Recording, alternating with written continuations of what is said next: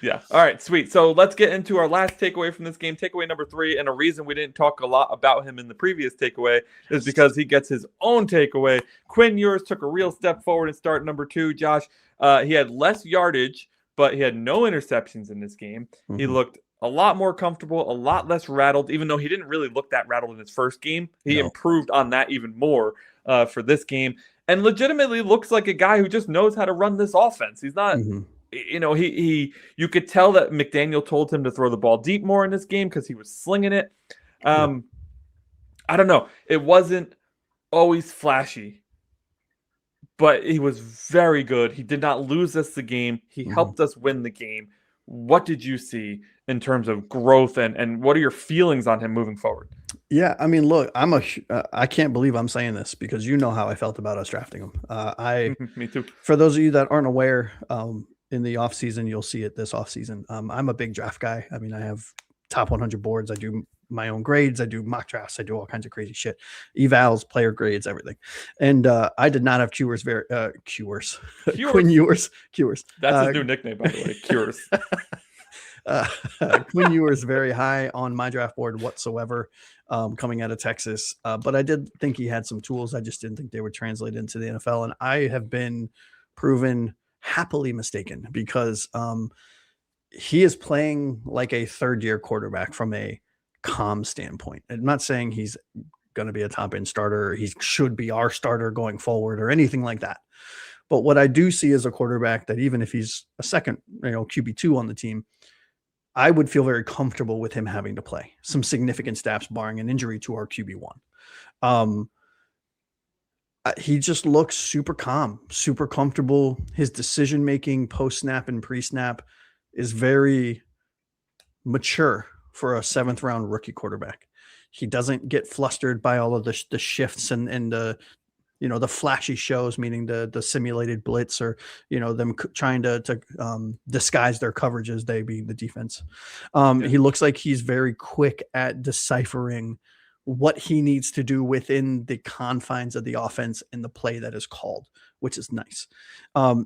You can tell the game has slowed down for, at least from my perspective, it slowed down for him from his first game to a second game, which obviously makes total sense. Yeah. But it was really nice to see that progression because if you remember, and I'm not trying to bash Tua more than I have to, but Tua looked very uncomfortable behind that line of scrimmage for quite some time until 2023.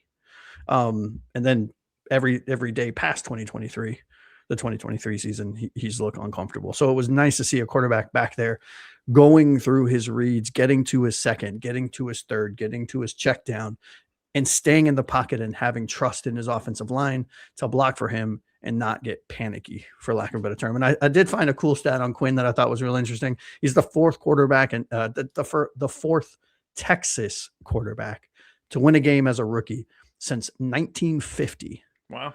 Yeah, which is pretty cool. Yeah. I mean, so, it wasn't always flashy. As you said, it was very steady. It was very non-flashy, which is kind of exciting in its own way.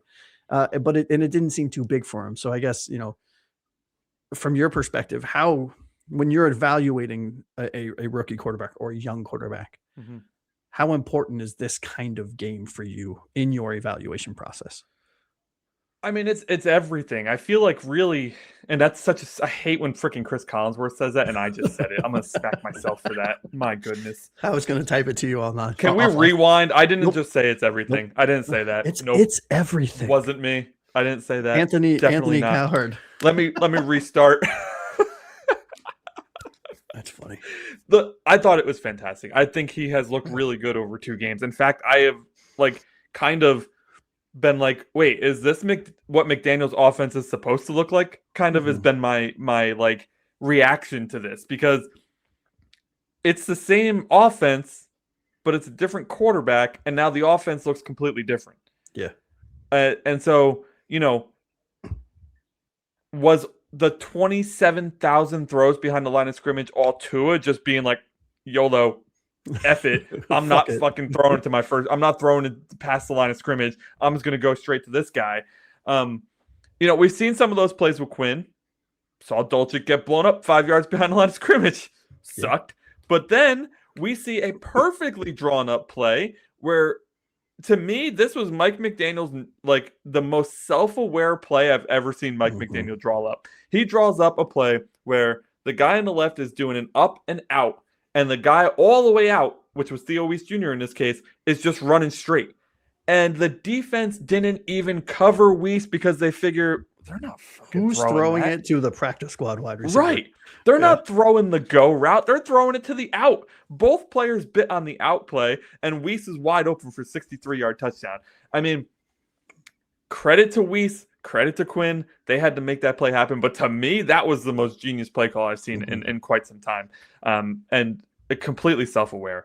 So, listen, it's only been 2 games. I'm trying not to get too excited for it. But just looking at the games, watching him play, everything's so much more comfortable. And maybe it's because he's young and stupid. He doesn't know what he doesn't know yet, right? Like, maybe he's so cocky, right? He's cocky just enough. Maybe he's so comfortable because he hasn't been smacked in the mouth by TJ Watt yet. I don't know. Like, but whatever. All I know is that if this 3-game set is an evaluation period, so far this dude has an A in my book. Yeah, and I do think context is key here, right? I mean, it is very easy to, when you go from a scatterbrained quarterback like Tua, who can't throw it far, who can't seem to process, who seemingly regressed in every major statistical category that your quarterback can do, to Quinn Ewers, who's a 7th-round rookie. It's a cool story, right? But I do think context is key. He hasn't played a game where the season is on the line. He hasn't played a game where we're not mathematically eliminated from the playoffs, so every decision matters. He hasn't played a game against the defense, to your point, that is going to throw TJ Watt in your mouth 7 times a game. So I think, again, it's great. I think I really do like what I see. And I'm not saying he's the next starter. I'm not saying he's not the next starter. I think he has, if he plays one more game like he has, he's earned the right to battle for whatever this next iteration of the Miami Dolphins is, whether it's a short-term or a long-term positional fix, right? And go ahead. I can tell you one thing right now. If Mike leaves or if Mike is let go and the next coach doesn't like Quinn Ewers, he will be backing up Brock Purdy in San Francisco. 100%. But 100%. It's not even a question. Yeah. Yep. He will, because they're going to lose Mac Jones this offseason. Maybe to us. Maybe. Yeah. It looks like Vikings are the current favorite, but JJ was playing well. Like, I 1,000% with the most confidence I've ever had, I'd put so much money on this. If the next regime does not want Quinn Ewers, he will be backing up Brock Purdy in San Francisco. Yes. Like, yes. No doubt about it. And not that we want to talk future quarterbacks, but I would really like Miami to bring in Malik Willis, who's been balling out to end the season. I hate Malik. I did too, but he's been playing really well. I'm not talking about for a long-term fix.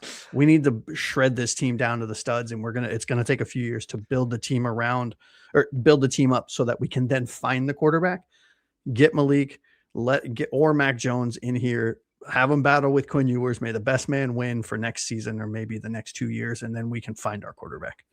Listen, if we're going to bring in a guy as a year like filler, I'm all about the memes. Give me some Jameis Winston. Give me some Gardner Minshew. Give me somebody fun so I can at least have fun watching them lose. Delusional. And if you think Malik Willis has not been playing well, go look at his stats this year. Bro, go watch film. He's a backup quarterback for a reason. I'm so tired of fans getting excited for backups. He's a backup for a reason. He was as we're sitting here talking about Quinn. That's great. Well, we're talking about Quinn as a backup. I think he's playing well to be a backup. You're the one that said he should start. He should fight for the starting position, not this guy. I know I'm in the minority. I'd love Mac. Yeah, at least in the minority to me, because I don't want him. Let's see what else we got in here. It's great seeing a guy barreling at him and he just stands calm. Exactly. 100%. The lack of panic. And he can run a little bit too. He'll scoot the boot, which is nice. Sneaky, right? I mean, he's not like crazy fast, but he's got just enough. Pretty sure he had 1 run in this game. Oh, he had 4. Jesus. Why does he didn't have 4 runs? That's a lie. He had 1 really nice run for a first down. I'm assuming sacks count as runs, maybe. They do. Well, they loss. Yeah. Maybe I missed it. I didn't hear the word bubble screen all game. It's just the one to Dolchik for whatever reason. In the red zone. Felt like Meg felt the itch. He was like, Well, you said it pre-show. You when it was just you and I, you said maybe it was Quinn Ewers too. Could have been. I mean, the call was definitely to Dolchik, but Quinn probably shouldn't have thrown it. No, because in those situations, I want to see him throw it away. I'd rather see him throw it away instead of getting a 5-yard loss. Kevin Harlan's the freaking best, dude. I'm so jealous of him. What's up, Jorge? Welcome to the show, bud. Hey, there he is. Welcome in. Fancy ass. Oh, we already put that one up, and Jorge getting the peace sign. I had other stuff I wanted to say about Quinn, but then I got distracted because we started talking about other shit. I don't know. At the end of the day, he's playing good enough to me to at least compete for the backup role next year. Yeah, if they want to let him compete for the starter role, whatever, I don't care. It's camp, you know. Yeah. I don't know that he would win it over anybody with any decent amount of starting experience, but agreed. But we don't know so much about next season yet that it's hard to even say anything about that. Right. We don't even know if we're gonna have a new coaching staff. We don't know nothing. We don't know who the GM is. That'll dictate quite a lot for us. The fact that we don't have a GM yet is driving me absolutely batty. Well, I posted it. I'm in a bunch of chats with like other people, people that are media, people that aren't media, and everyone keeps flopping with, well, we can't really do it yet until the end of the season. And then some are like, but we can. So I don't really know the why rules. wouldn't we be able to do it yet? Well, because I guess they're like players. They're under contract with the team. And you can't, you know what I mean? So I don't know how that works. But usually it leaks by now, at least that like, oh, they're going to join such and such after the season is over, Yeah, I'm not sure. I don't know what the rules are. I admittedly didn't look at them yet. So maybe that's why it is worrying. Taylor and I were in our group chat. We were chatting about the GM and we both agreed, like, we hope Ross doesn't take the easy route and just hire Champ Kelly. Not saying that Champ Kelly's the bad choice per se. We don't know, but we do want, or I'm hoping at least, that Ross will or is in the process of doing some sort of due diligence on other prospects, and if Champ Kelly's the choice, cool, like fine. Yeah. But I'm starting to waver a little bit on Ross. We should talk about this a bit. Yeah, Greer going to Cleveland. It's not official yet, but Cleveland's talking to Greer about coming in the senior advisory role. Yeah, you can't make this shit up, right? Way to go, Cleveland. Doing Cleveland shit. Right there. Yeah, I agree. Gator says, I do believe that we should bring in a decent veteran for yours to learn from. Yeah, 100%. The veteran free agent pool doesn't look great at this point. But we'll see. We'll see what happens, because we see quarterbacks get cut that we don't expect to get cut every single year. You're going to see Mac Jones out there. I don't know if you'll actually see Malik, because I think with how often Jordan Love gets hurt, I would see Green Bay locking him up. But you'll definitely see all Smith, right? I mean, not Geno that I'm Smith saying will be a free agent for sure. Yeah. All the Giants veterans will be free agents. There will be a bunch that become available, so we'll see what happens there.